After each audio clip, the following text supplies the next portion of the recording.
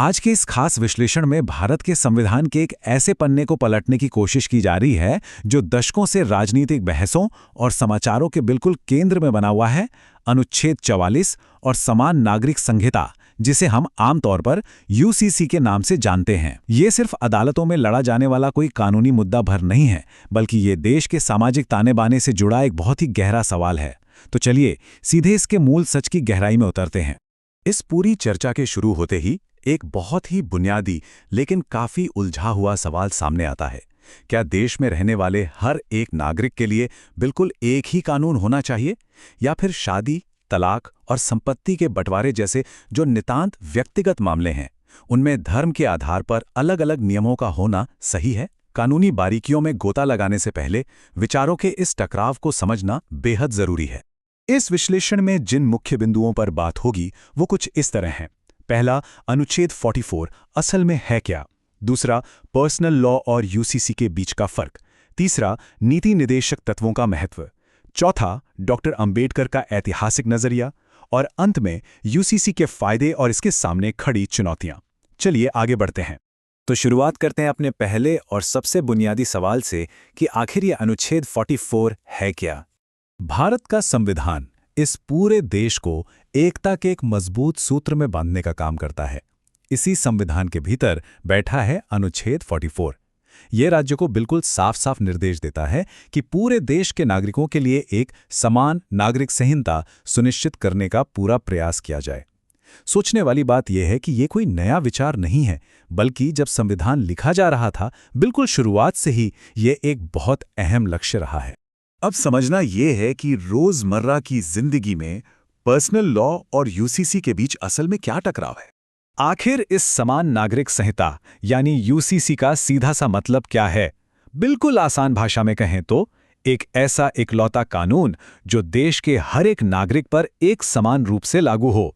इसमें शादी ब्याह, तलाक, बच्चों को गोद लेने की प्रक्रिया और संपत्ति का उत्तराधिकार जैसे सारे नागरिक मामले आ जाते हैं। अगर यूसीसी लागू हो जाता है तो इन मामलों में किसी भी व्यक्ति के धर्म या उसके समुदाय से कोई फर्क नहीं पड़ेगा। नियम सबके लिए बिल्कुल एक जैसे होंगे। ये जो तुलना है, ये पूरी तस्वीर को बहुत ही बेहतरीन तरीके से साफ कर देती है। आज की जो जमीनी सच्चाई है वो ये है कि भारत में अलग अलग धर्मों के लिए अलग अलग पर्सनल लॉ काम कर रहे हैं। मतलब विवाह और संपत्ति के अधिकार सीधे तौर पर धार्मिक मान्यताओं से तय हो रहे हैं। लेकिन इसके उलट जो प्रस्तावित समान नागरिक संहिता है वो इन धार्मिक दायरों और सीमाओं को हटाकर सबके लिए मानकीकृत अधिकारों की वकालत करती है। एक तरफ धार्मिक विविधता को कानूनी तौर पर मान्यता मिली हुई है, तो दूसरी तरफ नागरिक समानता को सबसे ऊपर रखने की बात की जा रही है। तो यहां एक बहुत ही लाजमी सा सवाल मन में आता है। अगर ये बात संविधान में लिखी ही है तो इसे अब तक लागू क्यों नहीं किया गया? इसका जवाब एक बहुत ही अहम कानूनी पेच में छिपा है। दरअसल अनुच्छेद 44 राज्य के नीति निर्देशक तत्वों यानी डीपीएसपी का एक हिस्सा है, और कानूनी भाषा में ये तत्व नॉन जस्टिशिएबल होते हैं।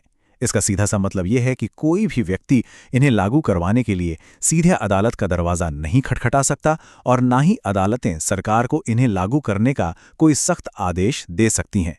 ये बस एक तरह के मार्गदर्शक सिद्धांत हैं जिन्हें तब लागू किया जाना चाहिए जब समाज और परिस्थितियां इसके लिए पूरी तरह से तैयार हों।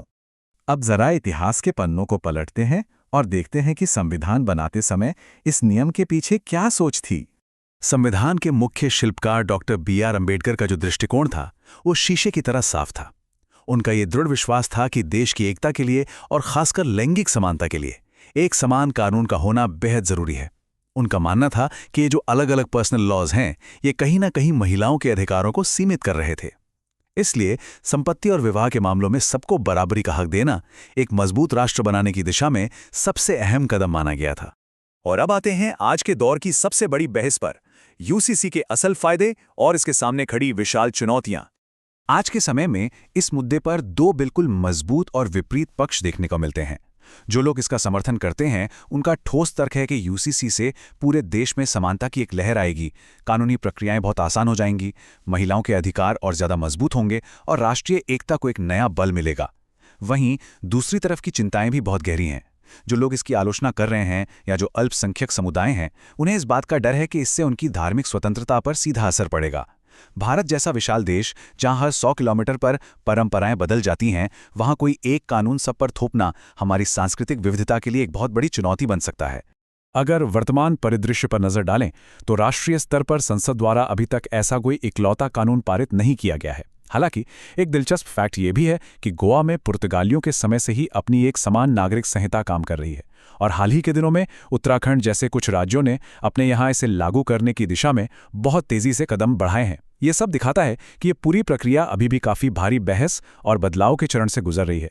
अनुच्छेद 44 असल में एक ऐसे भारत का सपना दिखाता है जहां कानून की नज़र में हर एक नागरिक बिना किसी भेदभाव के पूरी तरह से बराबर हो। लेकिन समानता के इस महान आदर्श और भारत की सदियों पुरानी गहरी सांस्कृतिक विविधता के बीच एक सही संतुलन बनाना कोई बच्चों का खेल नहीं है। इन सारे कानूनी पहलुओं और इतिहास को खंगालने के बाद जो सबसे बड़ा सवाल हमारे सामने खड़ा होता है वो यही है, क्या इतनी विविधताओं से भरे इस विशाल समाज में समान नागरिक संहिता को सच में पूरे देश में लागू किया जाना चाहिए? ये एक ऐसा सवाल है जो आगे भी बहुत सी बहसों को जन्म देता रहेगा। आज के इस विस्तृत विश्लेषण का हिस्सा बनने के लिए बहुत बहुत धन्यवाद।